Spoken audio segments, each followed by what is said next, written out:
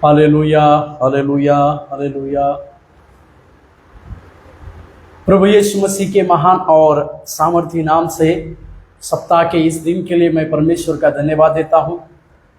प्रभु उसकी दया और उसके अनुग्रह की बातें हमारे जीवन में करने पाए और वो सनातन परमेश्वर है, उसकी भलाई वो हमारे जीवन में लगातार लगातार देने पाए। उसकी दया के द्वारा जब हम अपने जीवन को जिएंगे तो परमेश्वर के द्वारा कई एक बड़ी बातों को हम अपने जीवन में शुरुआत करेंगे। कुछ समय हम इंतज़ार करें और फिर आज के सत्र के लिए, आज के इस टॉपिक में हम उसकी ओर हम अपने ध्यान को आकर्षित करें। Hallelujah, hallelujah, hallelujah, hallelujah. धन्यवाद यीशु। Hallelujah, hallelujah, hallelujah. मेरा आवाज आप लोगों तक अगर सही से आ रहा है तो आप कमेंट सेक्शन में यस कह सकते हैं। तेरी हुजूरी मैं आता हूँ अपने भले कामों से नहीं, लेकिन तेरी कृपा के द्वारा आकर झुकता हूँ तेरे सामने। तेरी हुजूरी मैं आता हूँ अपने भले कामों से नहीं, लेकिन तेरी कृपा के द्वारा आकर झुकता हूँ तेरे सामने। मैं गाऊँ महिमा मेमने को जो बधुआ। मैं गाऊँ महिमा मेमने को जो बधुआ। ओ हालेलुया, ओ हालेलुया। उस मेमने के लहू की जय, उस मेमने के लहू की जय। उसमें परमेश्वर हमें जय देता है। Hallelujah, hallelujah.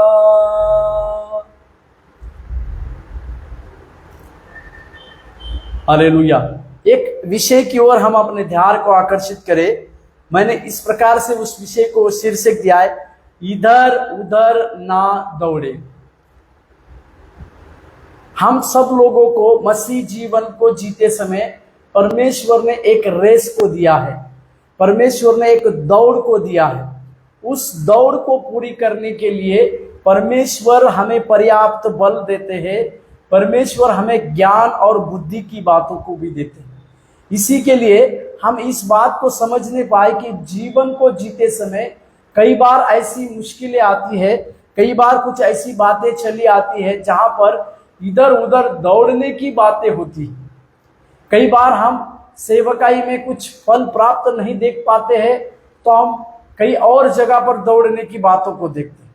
कई बार हम सेवकाई में जिस प्रकार से हमारी सेवा चाहिए उस प्रकार की सेवा ना करने के चलते हम कई बार हम दूसरी जगह पे दूसरी तरफ जाने की कोशिश करते हैं। परंतु पौलुस जब तीमुथियुस को इस बारे में लिखता है तो वो तीमुथियुस को एक उदाहरण देता है, दौड़ने वाले का उदाहरण वहां पर वो देखता है। वो इस प्रकार से कहता है कि दौड़ में दौड़ने वाले तो बहुत लोग होते हैं, परंतु इनाम कोई एक ही व्यक्ति पाता है बोलकर वो वहां पर लिखता है। इसका मतलब पौलुस तीमुथियुस को इस प्रकार से चाहते हैं कि वो तीमुथियुस अच्छी दौड़ को दौड़े। दूसरा तीमुथियुस उसके दूसरे अध्याय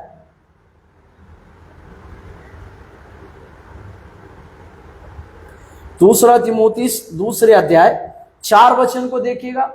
दूसरा तिमोथीस दूसरे अध्याय 4 वचन, वहां पर लिखा है, जब कोई योद्धा लड़ाई पर जाता है तो इसीलिए कि अपने भर्ती करने वाले को प्रसन्न करे, अपने आप को संसार के कामों में नहीं फंसाता। और आगे लिखा हुआ है कि वो 5वां वचन अगर हम देखेंगे तो वहां लिखा है, फिर अखाड़े में लड़ने वाले यदि विधि के अनुसार ना लड़े तो मुकुट नहीं पाते हैं। इस बातों को भी देखिएगा कि और इसी के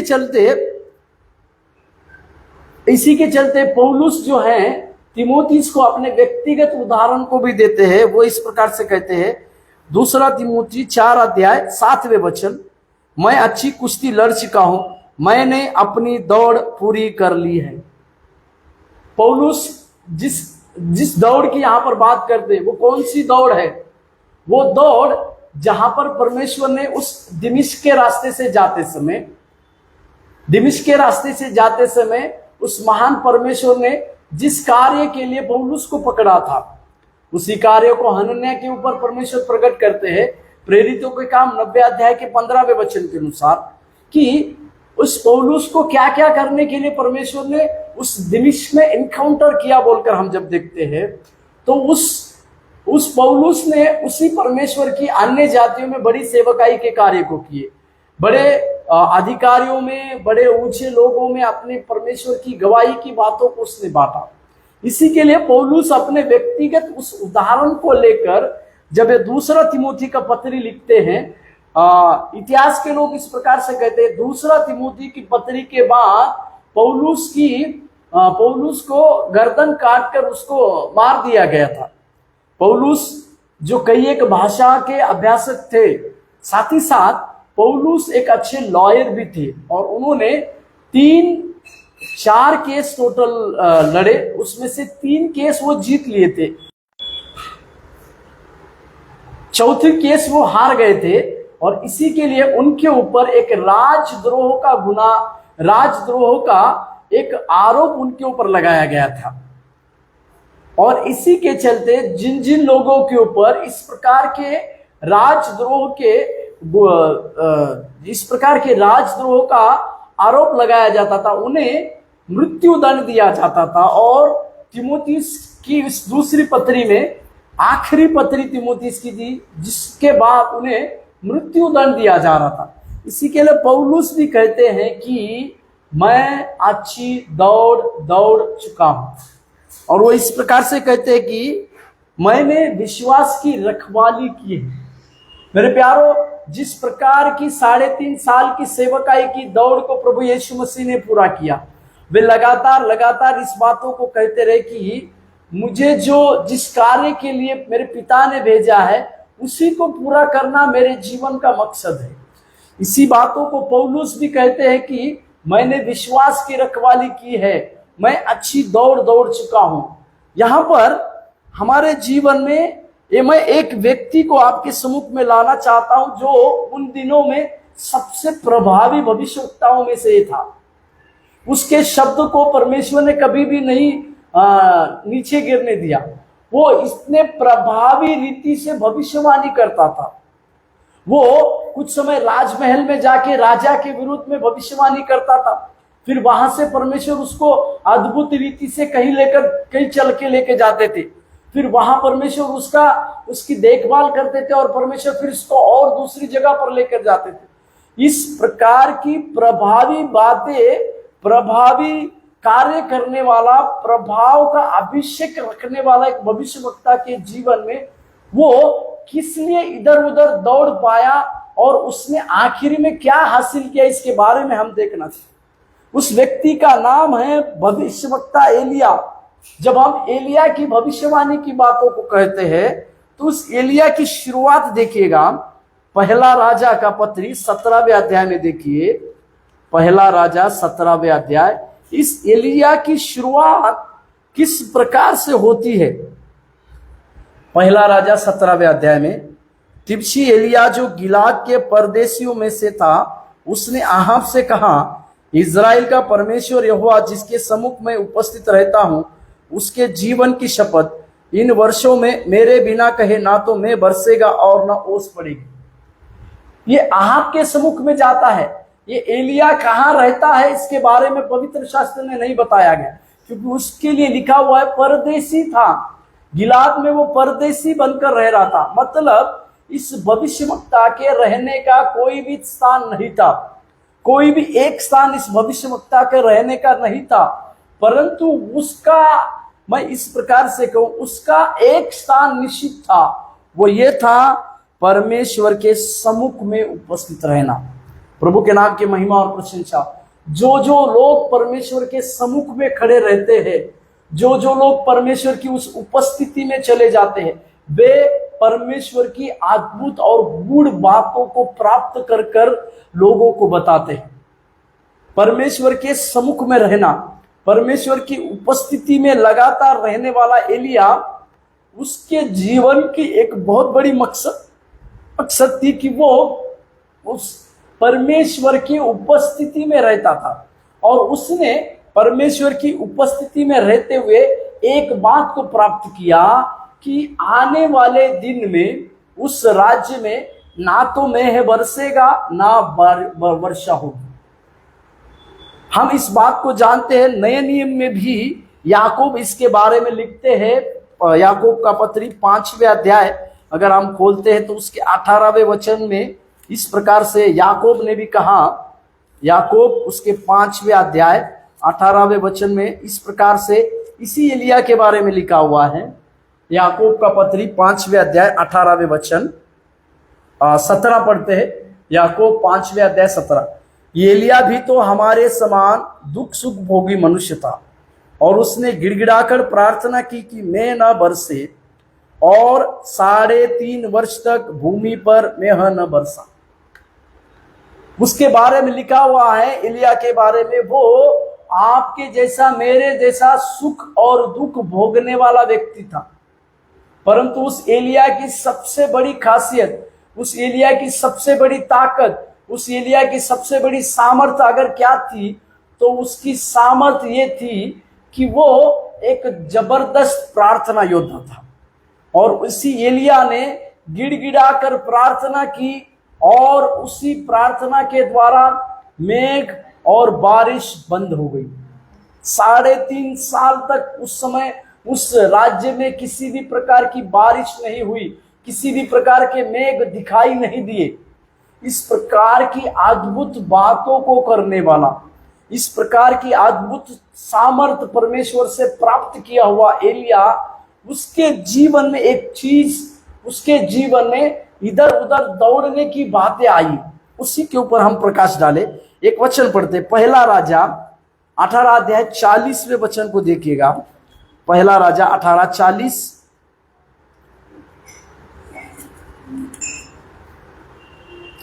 एलिया ने उनसे कहा, बाल के नबियों को पकड़ लो, उनमें से एक भी छूटने न पाए। तब उन्होंने उनको पकड़ लिया, और एलिया ने उन्हें नीचे किशोन के नाले में ले जाकर मार डाला। इस एलिया का और एक आश्चर्यकर्म, जो हम बाल जबून के 400 नबियों के 400 जो झूठे नबी थे, उनको मारने की इस कहानी को हम देखते हैं। उन दिनों में बाल को मानने वाले कई एक लोग थे, क्योंकि बाल एक सर्प का देवता माना जाता था, और इस बाल की पूजा करने वाले बहुत सारे लोग थे। और इस बाल को पूजा कर कर, उसकी झूठी विद्या प्राप्त कर कर कई एक लोग झूठी भविष्यवाणी करते थे।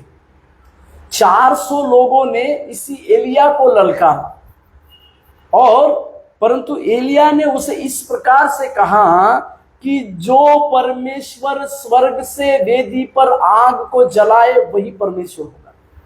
मेरे साथ खोलिएगा पहला राजा उसके 18वें अध्याय और उसके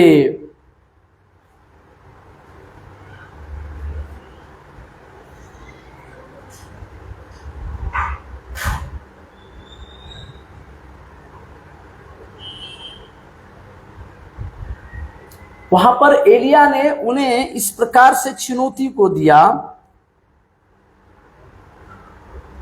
24वें वाक्य, पहला राजा 18 का 24। एलिया ने उनसे कहा, तुम अपने देवता से प्रार्थना करना और मैं अपने यहोवा से प्रार्थना करूंगा, और जो आग गिराकर उत्तर दे वही परमेश्वर ठहरे। तब सब लोग बोल उठे, अच्छा बात। मैंने जैसे शुरुआत में कहा, एक प्रभावी भविष्यवक्ता है। किसी भी झुंड में जाकर अपने परमेश्वर के प्रताप को दिखाने की, परमेश्वर से अद्भुत बातों को प्राप्त करने की ताकत इसके अंदर थी, क्योंकि ये सामर्थी भविष्यवक्ता था। ये इस बाल जबूल के झुंड में चला गया और उनको ललकारा कि स्वर्ग से वेदी की आग को जो भस्म करे वही परमेश्वर ठहरेगा। इसी के लिए तुम तुम्हारे परमेश्वर को पुकारो और मैं मेरे परमेश्वर को पुकारूंगा। इसी के लिए ये एक चुनाव जो है, मतलब परमेश्वर क्या कर सकता है। परमेश्वर ना केवल अद्भुत बातें कर सकता है, परंतु परमेश्वर सब कुछ कर सकता है, और परमेश्वर ही एक ही है। इस बातों को समझाने के लिए इस प्रकार से एलिया उनको चुनौती देता है। और फिर आगे वचन में लिखते हैं कि वे लोग दोपहर तक अपने बाल देवता को पुकारने लगे, कई तरह से अपने इसको काटने लगे, कई तरह से कई प्रकार के अलग अलग बातों को करने लगे, परंतु स्वर्ग से आग नहीं बरसी।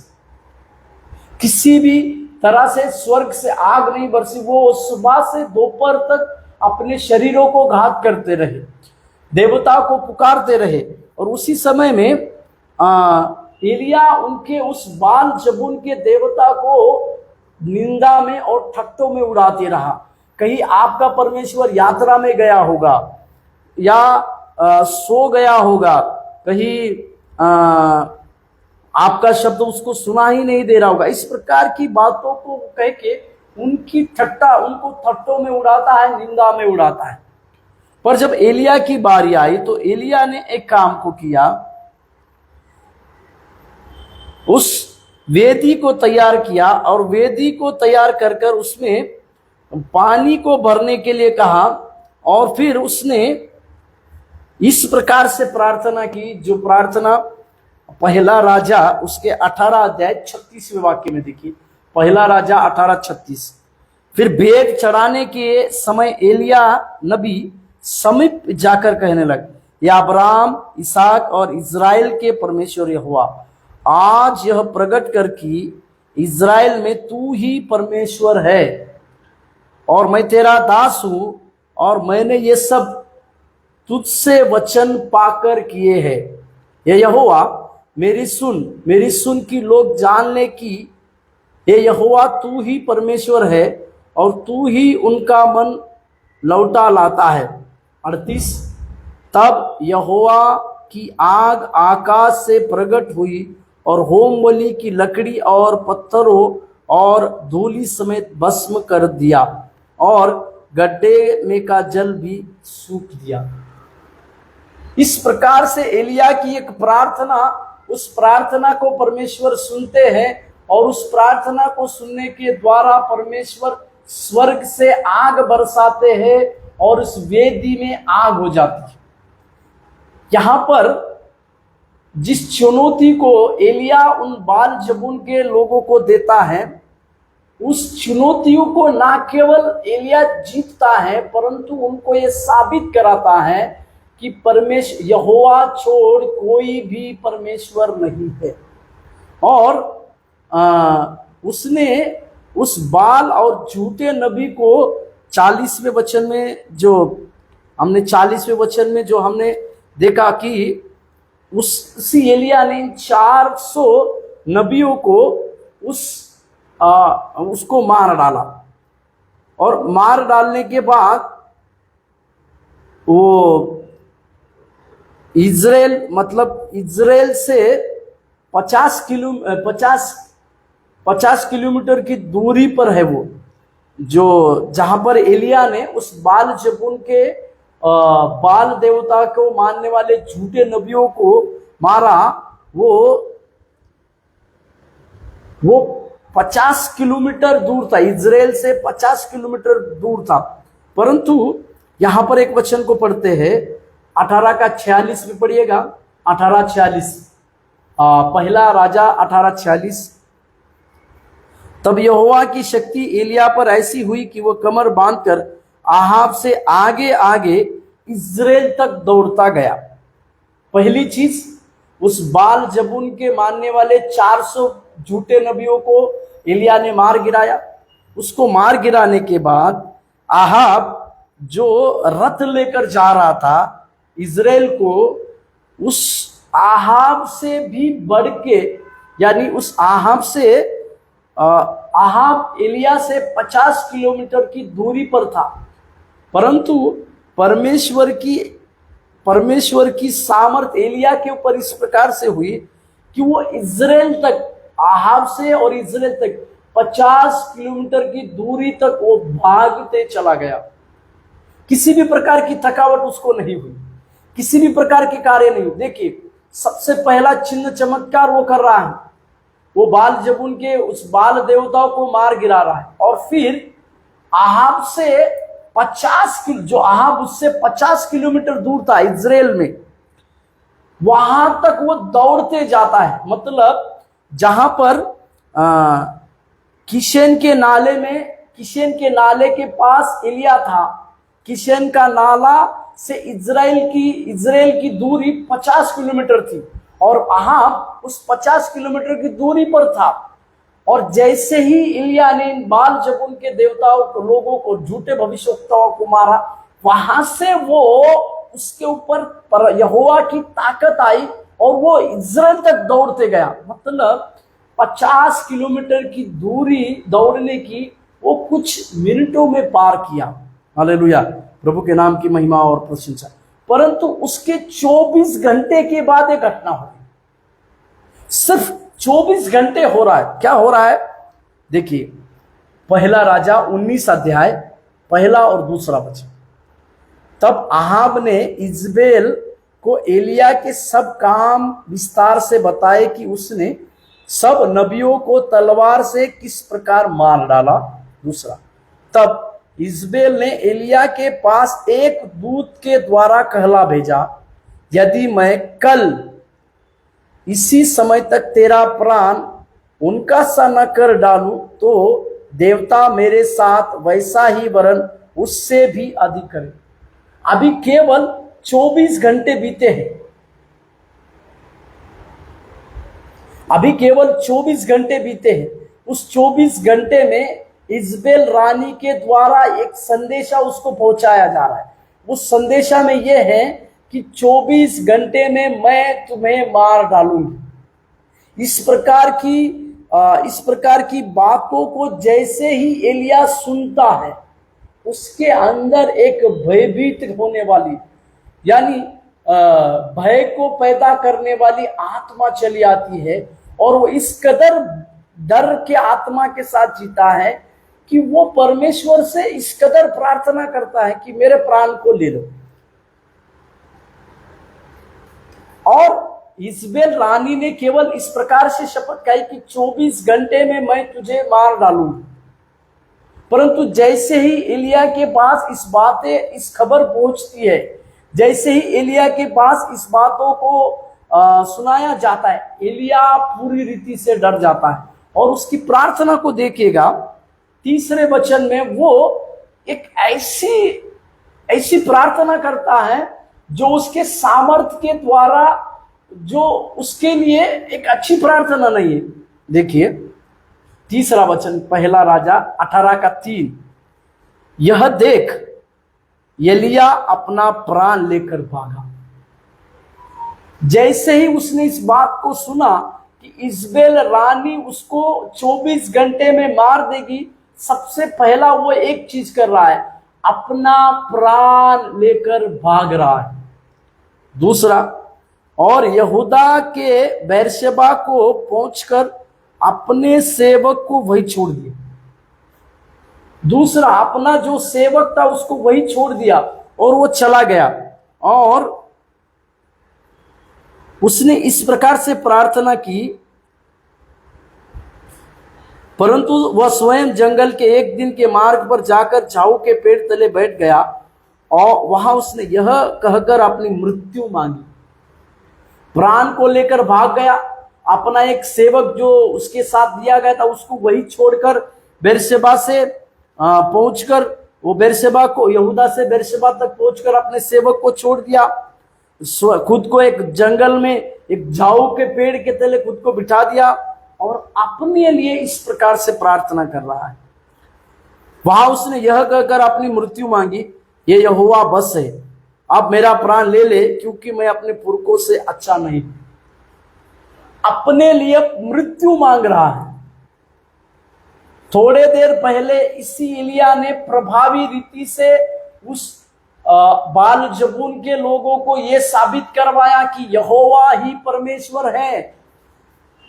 उस अहाब के पास जाकर प्रभावी रीति से इसी एलिया ने कहा कि मेरे बिना कहे स्वर्ग से ना तो मेह बरसेगा ना तो आग आएगी। परंतु 24 घंटे में केवल इजबेल के द्वारा एक संदेशा पहुंचाया गया, तो इस एलिया की प्रार्थना अपने आप को मृत्यु मांगने की हो रही है। यहां तक कि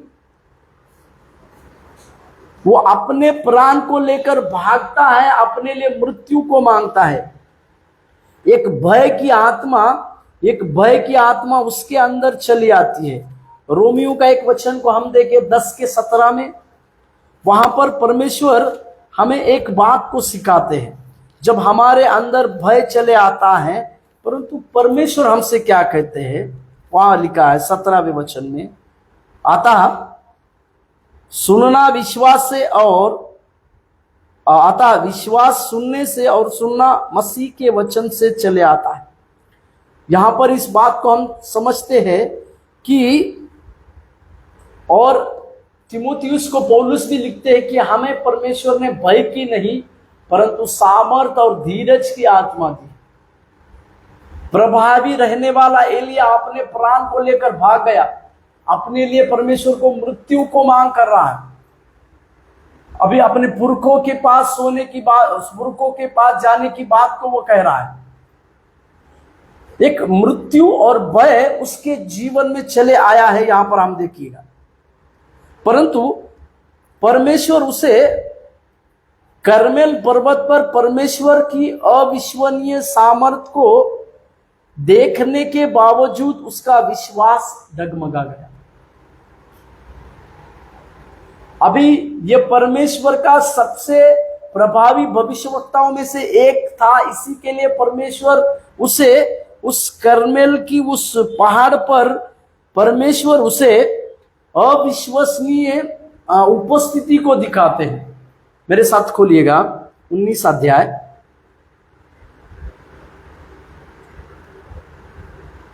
पहला राजा 19 अध्याय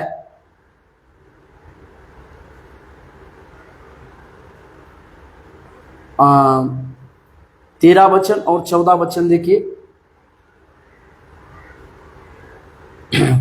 यह सुनते ही परमेश्वर ने 12वें वचन में एक धीमे शब्द से उसको एलिया को बात किया बोलकर लिखा है 13। यह सुनते ही एलिया ने अपना मुंह चादर से ढांपा और वहां जाकर गुफा के द्वार पर खड़ा हुआ। फिर एक शब्द उसे सुनाई दिया, हे एलिया तेरा यहां क्या काम, हे एलिया तेरा यहां क्या काम। मतलब एलिया अपने आप को मृत्यु मांगता है और मृत्यु मांगकर एक गुफा में जाकर छुपता है। परमेश्वर उसी कर्मेल की चोटी पर एक अविश्वसनीय उपस्थिति को उस एलिया के जीवन को में दिखाते हैं। फिर भी उस एलिया का विश्वास अभी थोड़ा सा डगमगा गया है। उसने क्रोध से भागने का विकल्प चुना। इजबेल का क्रोध को वो समझा और वहां से भागने का विकल्प को चुना। इसी के लिए मैंने कहा भागना हमारा बात नहीं है। परमेश्वर के कार्य से हम भाग कर नहीं जा सकते। यदि राजा दाऊद को पूछिएगा भजन संहिता 139 में, तो वो कहता है कि तेरी आत्मा से भागकर मैं कहां जाऊं। मेरे प्यारों, इस बातों को आज हम समझने की जरूरी है। उसकी दया की बातों को आज हम समझने की जरूरी है। प्रभु के नाम की महिमा और प्रशंसा हो। सुनने के द्वारा विश्वास आता है बोलकर जो वचन को पढ़े, परमेश्वर इस पर्वत में, उस कर्मेल की पर्वत में परमेश्वर उसको अद्भुत उपस्थिति को दिखाते हैं। और 14वें वचन को उसने कहा, मुझे सेनाओं के परमेश्वर यहोवा के निमित्त बड़ी जलन हुई, क्योंकि इज़राइल ने तेरी वाचा टाल दी और तेरी विधियों को गिरा दिया है और तेरे नबियों को तलवार से घात किया, और मैं ही अकेला रह गया हूं और वे मेरे प्राण के खोजी। यहां पर परमेश्वर उसे आगे की योजना को बताते हैं। आगे की योजना को उसे बताने के बाद परमेश्वर उसे एक बात कहते हैं, हे एलिया, जिस जगह को तूने चुना है वो तेरे लिए नहीं है। 15वें वचन, यहोवा ने उसे लौटकर दमिश्क के जंगल को जा और वहां पहुंचकर आराम का राजा होने के लिए अजायल का और इज़राइल का राजा होने के लिए निमशी के पोते यहू का और अपने स्थान पर नबी होने के लिए आबेल मोहला के शापात के पुत्र एलिशा का अभिषेक करना। और इज़राइल की तलवार से जो कोई बच जाएगा उसको। यहां पर परमेश्वर एलिया को यह दिखा रहे हैं, जिस जगह में तू दौड़कर आया है वो जगह तेरे लिए नहीं। जिस जगह को तूने, जिस स्थान को तूने नियुक्त किया है वो स्थान भी तेरे लिए नहीं है। केवल प्राण बचाने के लिए या भय की आत्मा के चलते जो तू इधर उधर दौड़ रहा है वो दौड़ तेरे लिए नहीं है, परंतु तेरे लिए एक दौड़ परमेश्वर ने नियुक्त किया है कि अपने जगह पे एलिशा का अभिषेक करने का सबसे बड़ा कार्य परमेश्वर ने उसके लिए रखा, राजा को नियुक्त करने के लिए और अपने स्थान पर भविष्यवक्ता के लिए नियुक्त करने के लिए परमेश्वर इसी एलिया को इस्तेमाल करते हैं। मेरे प्यारों, मैं फिर से वही बात 50 किलोमीटर की दौड़ को दौड़ने वाला एलिया भय से इज़राइल से बेरशेबा तक की लंबी कठिन यात्रा पर निकलता है जो लगभग 172 किलोमीटर है। मैं फिर से कहूं, इज़राइल से बेरशेबा, इज़राइल से बेरशेबा तक जब वो इज़राइल में था तब उसके पास इज़राइल में था जब उसके पास से संदेशा पहुंचाया गया।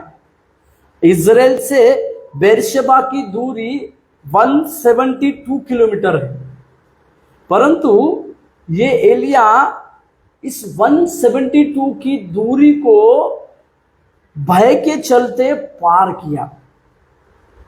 वो भय से इज़राइल से बेरशेबा की लंबी कठिन यात्रा पर निकलता है जो लगभग 172 किलोमीटर है। मेरे प्यारों, यहां पर एक ही चीज मैं आपको कहना चाह रहा हूं, जो भविष्यवक्ता उस बाल जबून को मारने के बाद जो किशेन में था, वहां से वो इज़राइल की दूरी जो 50 किलोमीटर है उस आहार से ज्यादा भागता है। वो उसकी सामर्थ्य को दिखाता है, परंतु जैसे ही मृत्यु की बातों को सुनता है, जैसे ही प्राण को जोखिम में डालने की बातों को वो सुनता है, उसको मार दिया जाएगा बोल के खबर सुनता है, तो वो क्या चुनता है देखिएगा, बेरशेबा से उसी इजराइल से बेरशबा तक की दूरी 172 किलोमीटर है, वो इस दूरी को चुनता है।